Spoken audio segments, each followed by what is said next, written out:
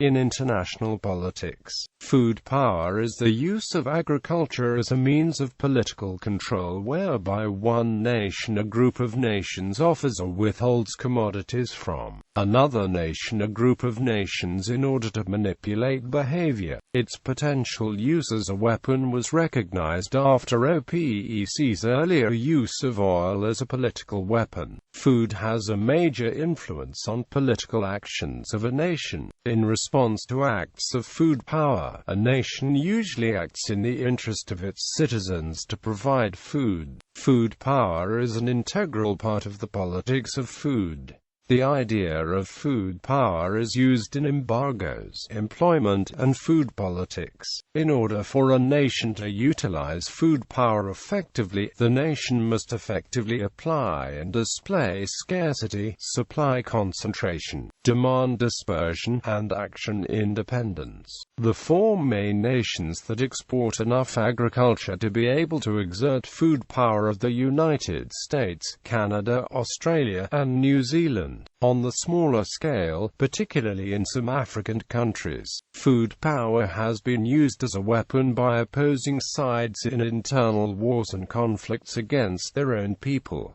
Historical background: there are four nations in the world that export enough agriculture to exert this hypothetical food power: the United States, Canada, Australia, and New Zealand. Forced to rely on these nations in times of shortage, food importing countries may face food crises if needed supplies are withheld. But while political leaders in food importing countries have expressed misgivings over the dependence, food exporting nations generally do not withhold food, as agricultural producers in these nations press their governments to continue to export. Policy: food politics of the political aspects of the production, control, regulation, inspection, and distribution of food. The politics can be affected by the ethical, cultural, medical, and environmental disputes concerning proper farming, agricultural and retailing methods and regulations. Food power is an integral part of the politics of food. Food is a weapon, stated Earl Butz, the United States Secretary of Agriculture. In 1974, OPEC's use of oil as a political weapon brought on the possibility for America to use food as a tool against other states and to further the U.S.'s goals. There are alternative uses of food power as well. An importer can refuse to continue import unless political concessions are made. This would have the same effects that an exporter refusing to export would have. An example of this would be American reduction of the Cuban sugar quota. In simple terms, the demand concentration and supply dispersion in importer can try to use this exchange politically to the favor. This is especially effective if the exporter has little else so export. Food power and food security. Food security and food power are not the same thing. However, they are often directly related.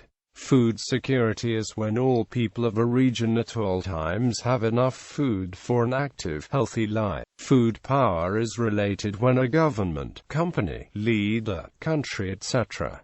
takes the security away in order to get something in return. Many countries employ the exploit of food power to threaten another country's food security. A country's welfare correlates directly with the welfare of its people. Therefore, each country wants to have an appropriate supply of food for its citizens. This want, however, can easily be used as leverage in the politics of food, demonstrating food power. Food power and embargoes. An embargo is not the same as food power. However, food power can be used in an embargo. In fact, embargoes that do not involve food in the list of restricted items often fail. For example, on August 20, 1914, the Allied powers began an embargo on important items that were normally shipped to Germany. However, the embargo was not complete nor effective until food was added to the list of restricted materials. Food has the real power. After food was introduced, the blockade began to strangle Germany's economy because they were dependent on imports for food. Because the Allied powers used the power of food in their embargo, Germany was forced to resort to desperate measures and eventually failed despite them. In the early 1980s, the United States posed a grain embargo upon the Soviet Union. This was an attempt by the U.S. to utilize food power, however, it was not confirmed. The Soviets thus imported grain from different suppliers, leading to an increase in grain imports during that time period, only at a higher cost. Another unsuccessful embargo food power attempt was imposed by the UN Security Council in 1990 with Iraq. Another example of an embargo is the United States embargo against Cuba. This is still an ongoing embargo, and, due to the declining situation and health of Cuba's people, the embargo has been subject to much protest. Employment. Structural conditions. Food power can only be used effectively if certain structural conditions apply. Scarcity. If demand is high and supply is limited, the value of a given commodity increases. The price often reflects the potential of the goods as a weapon, as it indicates the importance attached to it. Example: if a consumer is prepared to pay a high price for monetary terms, he may also be willing to pay a high price in political concessions.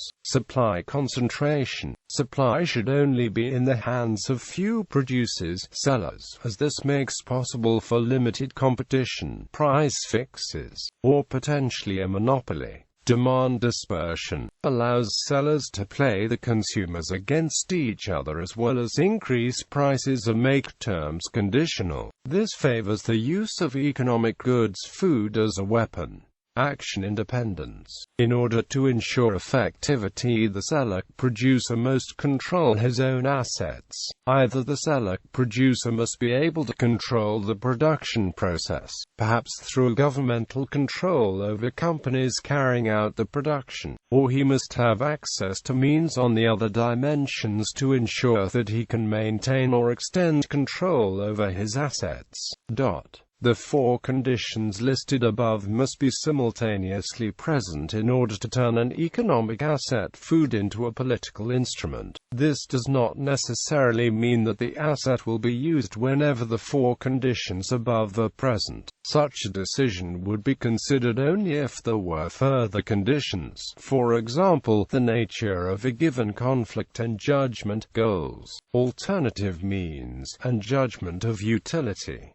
Employment as an economic weapon. There are several uses for employing economic weapons against one country or another. One use for using economic weapons would concern the seller by bargaining on the conditions of a business contract. This would include price, transportation, timetable for consignment and payment, etc. Although this is an example of the successful application of food power, it is not a political objective. Another use concerns the economic objectives other than these relating to the transaction of goods, to the general economic policy of the buyer. This would be balance of payments, general problems, such as inflation or taxation and land holding. What distinguishes this from the first is the fact that there is no link between the conditions laid down and the transfer of product. The conditions refer to the economic realm of life. A political use would be one concerning the buyer's foreign and defense policies. Many believe there is a moral threshold between economy and politics, making the use of economic means for political gains questionable. Examples of the use of economic weapons for political aims are boycotts against certain countries as well as the buying of votes in the UN. A fourth purpose pertains to the basic assumption of the third category: the government governments no longer accept each other as legitimate. The economic goals are no longer seen as a means of influencing an opposite government, but rather to stimulate opposition and achieve the overthrow or capitulation of the government. United States. During the time the United States was the most dominant in all areas like military, energy, exports, etc., food power was not really thought about. However, since some of those powers have since diminished, the power of food has come to the surface. In the realm of food, the United States remains at the top, unchallenged. The United States has the position of being the largest producer and exporter of food, while other nations, predominantly developing nations but even some of the richest oil-exporting nations, are beginning to have food shortages and becoming more and more dependent on imported food from the United States, giving it more and more power. This allows the United States to expect friendly behavior from the countries that import American food. It is also likely that the United States would have some form of influence over these countries. Even some of the poorest OPEC countries have become dependent on U.S. wheat. Therefore, there is a possibility that the United States could restrict its food exports for political purposes. The United States could use this food power as a means of exerting pressure on OPEC countries. Food power will be most effective in times of food shortage or famine, because this is when those countries that have some dependence on the United States are most desperate. The U.S. frequently uses its economic power in order to punish other countries. One of the ways the U.S. does this is by holding back on exporting food. Reasons for the punishment of another country vary. However, they can be broken down into two main groups: foreign containment objective and market development humanitarian objectives. The foreign containment objective tends to punish those countries who are threatening to the U.S. An example of such a threat would be countries under other forms of government. More examples related to the containment objective would be no aid to communist countries, socialist governments, countries who support radical regimes with an inadequate democracy who are too weak to be anti-communist, and countries who will not accept U.S. agreements. An example of market development and humanitarian objectives would fall under a category of countries that are trying to compete with the U.S. economically. The U.S. will execute foreign aid punishments to countries trying to nationalize property of U.S. companies, countries who want to take over functions by U.S. companies, and countries trying to initiate nationalistic economic policies. The U.S. has modified its stance since the 1970s, when the State Department and the CIA issued reports exploring the potential of food embargoes. Congressional Bill H.R. 5426, the Trade Sanctions Reform and Export Enhancement Act of 2000, removed agricultural export sanctions applied to Libya, Sudan, and North Korea, and gave Congress veto power over unilateral presidential actions in this regard. Africa. Food politics in Africa differs from the cases in North America and Europe in that there is a case of small-scale food power in Africa, particularly in Sudan. Some experts say that the cases of famine and food insecurity in Africa are due to inconsistent output of food production and the downward spiral of the interaction between population growth and environmental sustainability. But upon closer inspection, it is revealed that nature is not the only catalyst for Africa's numerous food insecurity issues. Sudan famine is shaped by generally two theories.